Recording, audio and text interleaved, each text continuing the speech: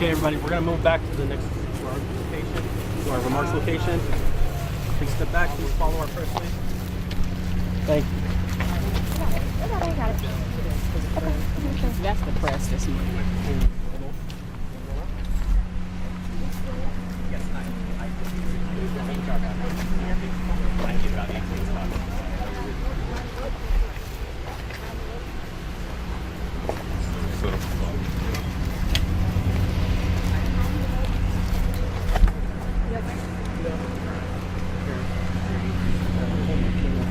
Excuse me. I'm too high.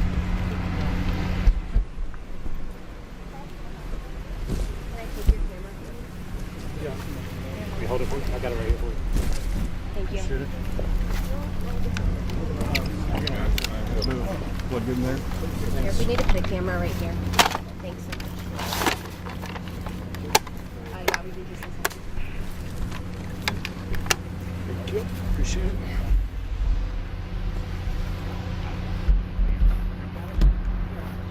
You get a 2-minute warning. There's this edit.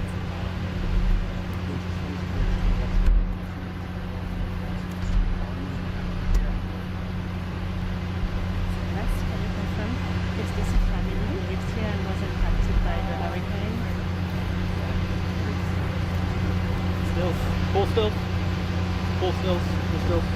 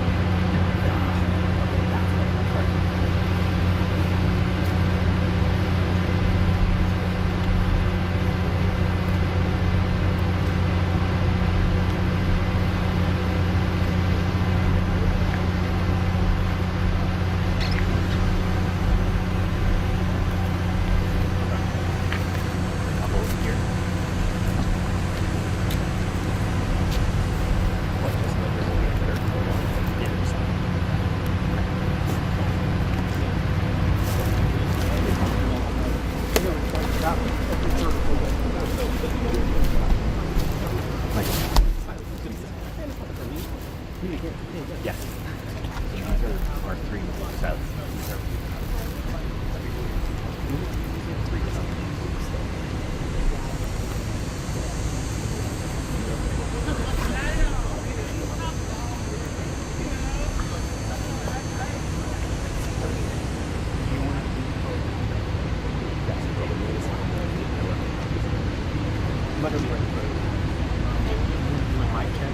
without the speaker, just the press. Yeah, it's there.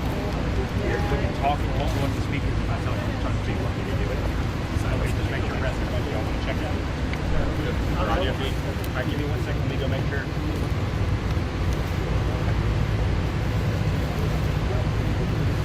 Yes, sorry. Yes. They're not in a roll.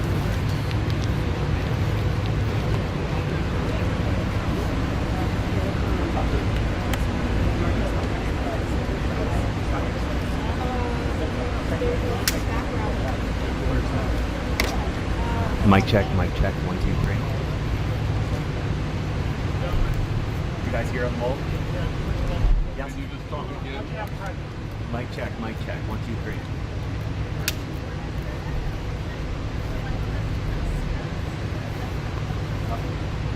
No, we're good. Oh, good. We were just asking for a little more, that's all. Okay, but you're good? You're happy? Everyone good? That's all that matters.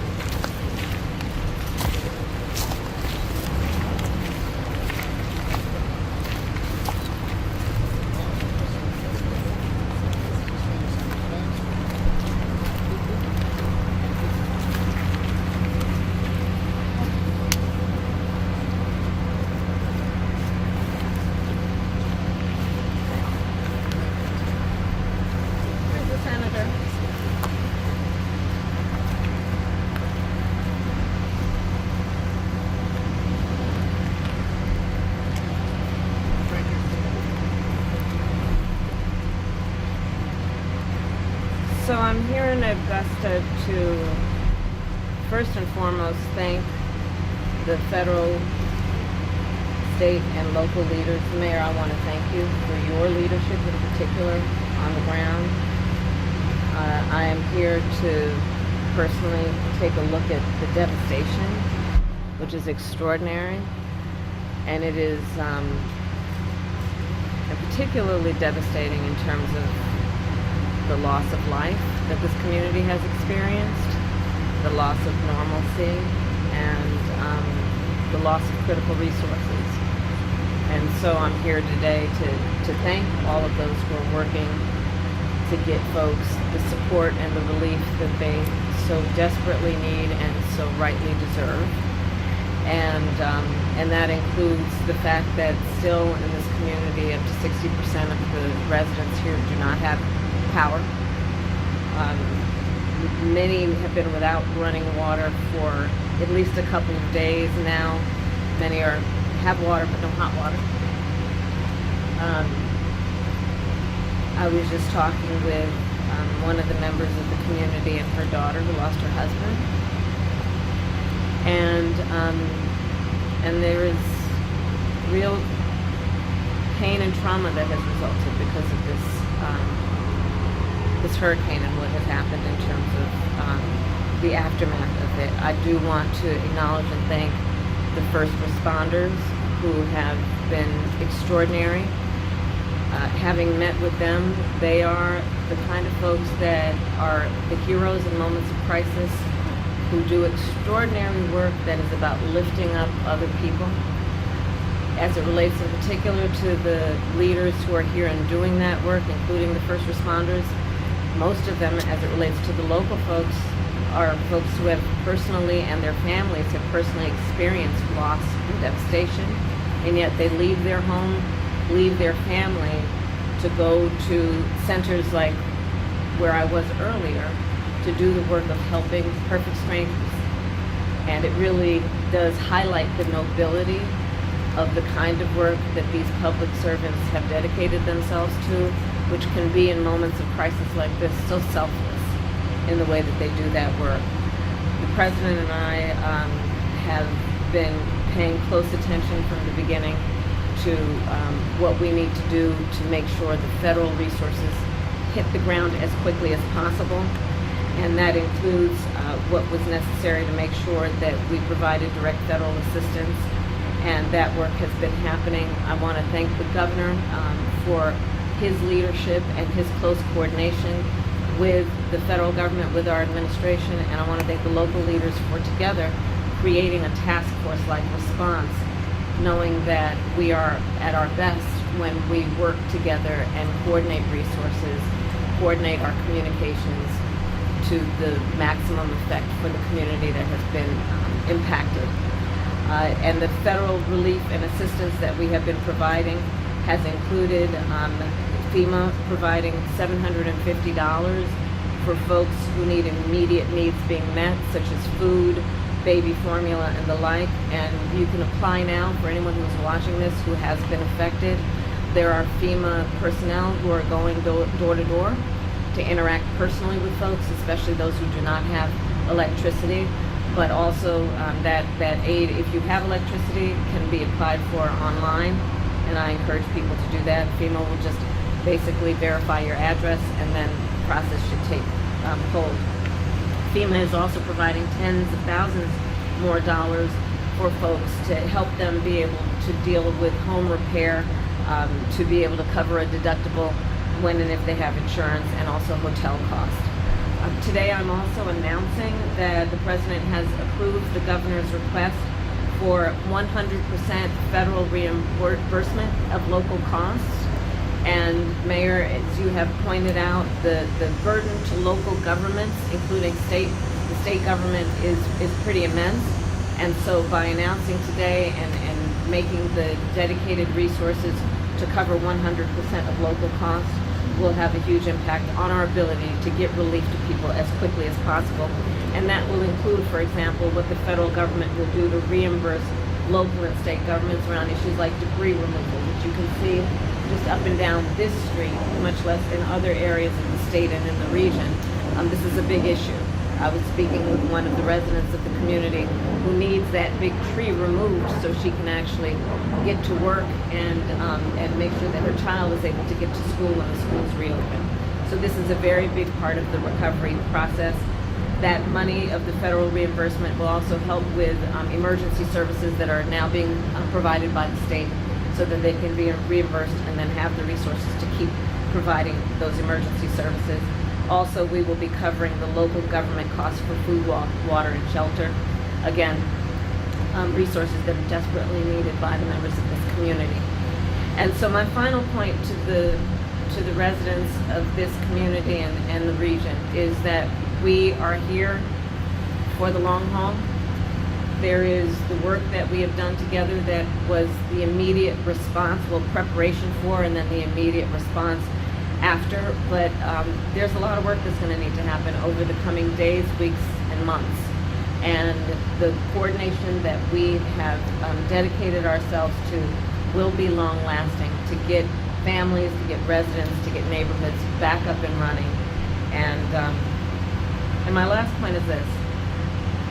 I think that in these moments of hardship, one of the beauties about who we are as a country is people really rally together and show the best of who they are in moments of crisis. And we've seen that throughout the region, where communities are coming together, where people are helping perfect strangers, where they are providing food, water, shelter for their neighbors, and that neighbor may be somebody they've never met before, but are doing the work of helping each other out. And I think it really highlights the fact that the vast majority of us have so much more in common than what separates us, and that the best of the strength of who we are is we come to each other's aid in a time of need. So I thank everyone for doing that kind of work every day. And with that, there is more work to be done. Thank you all. Do you have an update on the death toll, Madam Vice President, or on people who are missing? I did receive updates in terms of what's happening in the state, and so far the number looks to be 33. The mayor was just sharing with me 7 alone in Augusta, Richmond County. So the numbers are coming in, and part of the challenge of being accurate at this moment is that there are still so many areas that are remote, also rural areas, areas that are not easily accessible. So the assessment of the damage is being done across the board, and of course the highest priority is to locate and determine individuals, people who are in need, and making sure we're getting to them as quickly as possible. Okay, thanks everybody. We're going to move, and you'll just follow our press lead this way.